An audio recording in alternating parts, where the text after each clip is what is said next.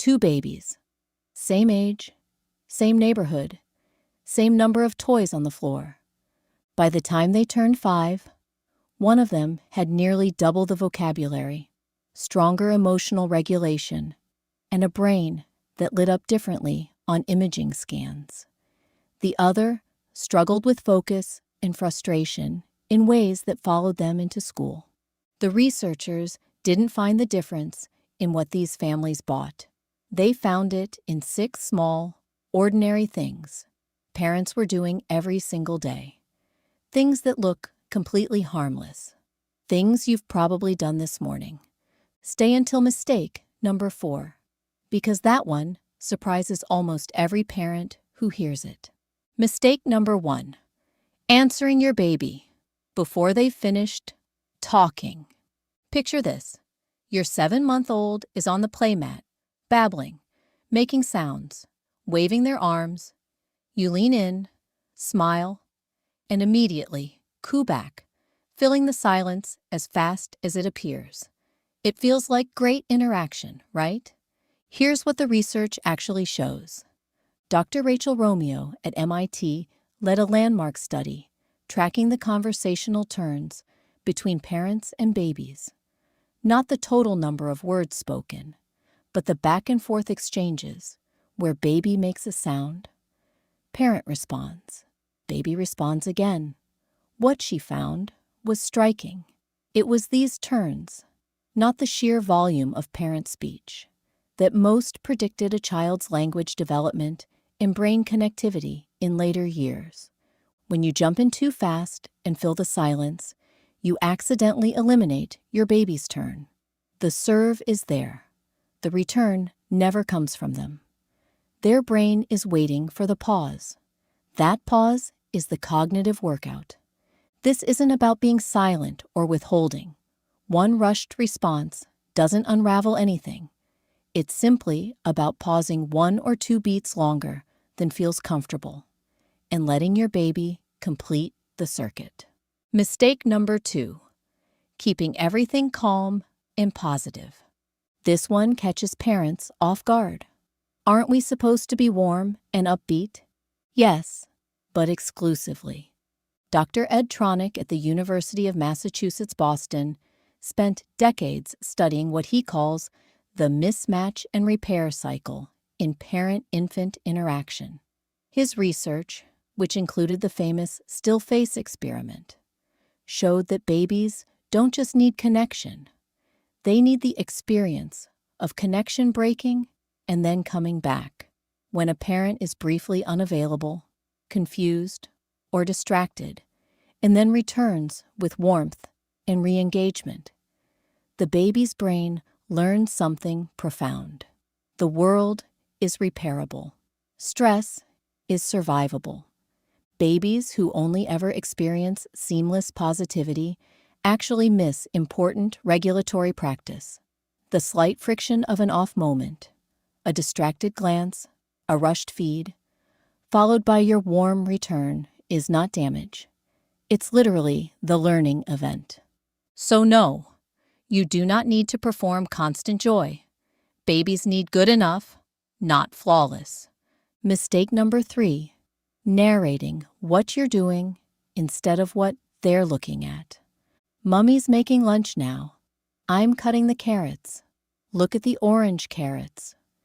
Sounds educational, and it's not harmful. But there's a more powerful version, and most parents don't know it exists. Dr. Kathy Hirsh-Pasek at Temple University has spent years studying joint attention, the moments when parent and baby share a focus on the same thing.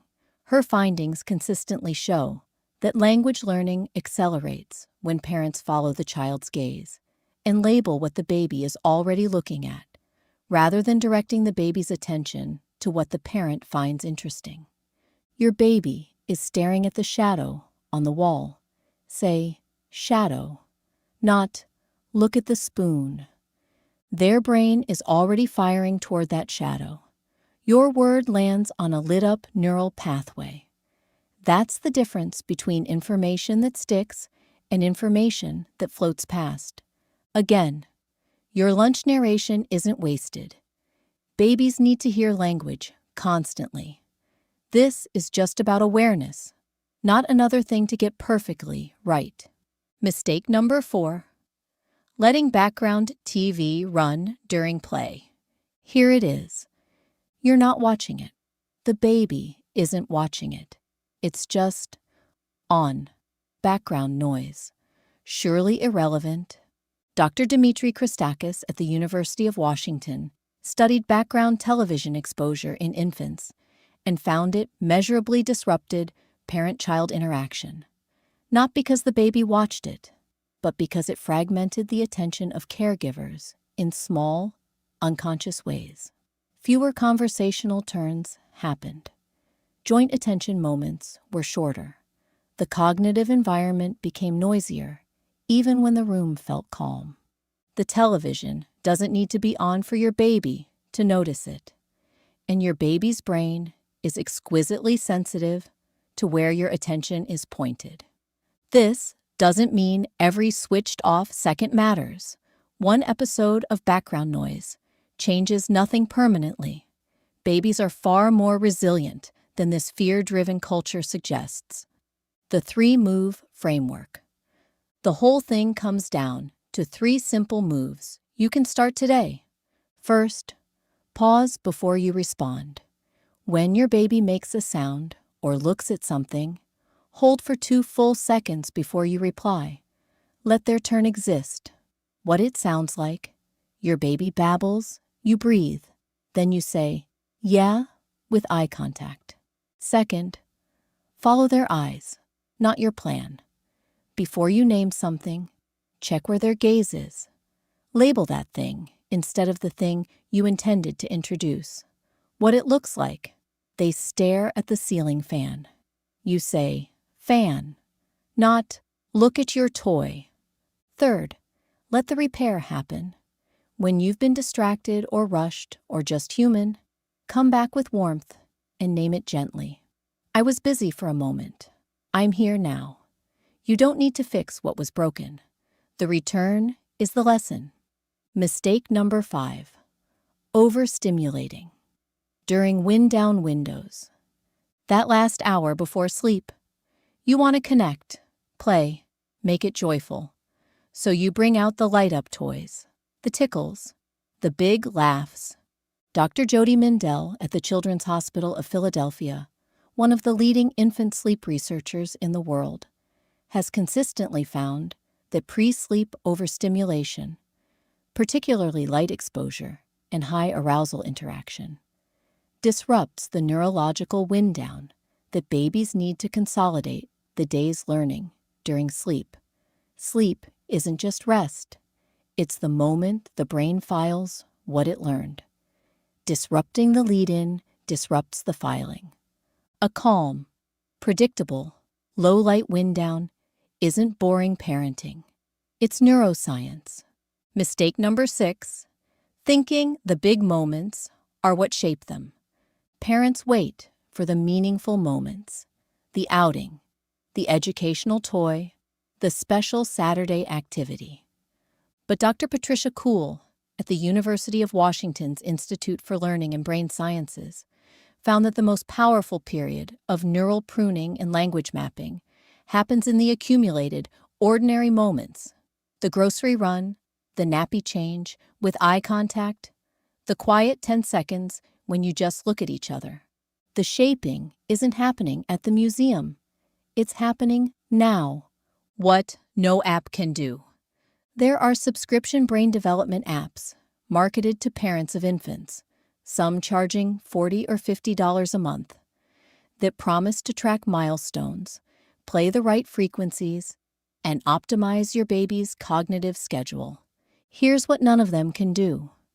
Notice that your specific baby just looked at the shadow on the wall in this exact moment and say, "Shadow," with your particular voice, with your face, in a way that lands on an already lit neural pathway. No algorithm can follow your baby's gaze. No app can feel your warmth returning after a disconnected moment and teach the brain that rupture is survivable. The most powerful developmental tool your baby has is already holding them. The closing. Those two babies at the beginning of this video. The researchers didn't find extraordinary parenting in one home and failure in the other. They found slightly more pauses, slightly more gaze following, a few more moments where a parent came back after being human and distracted, and the baby learned, you will return. You are not waiting to do something significant for your child's brain. You are already doing it, in the pause after the babble, in the look that follows their eyes, in the warmth of coming back. That's not a small thing. That's everything. If this changed how you see your everyday moments with your baby, consider subscribing. New videos every week. And if it helped, a like means more than you know. See you in the next one. This channel is for educational purposes only and is not a substitute for professional medical or psychological advice. Always consult a qualified professional regarding your child's development.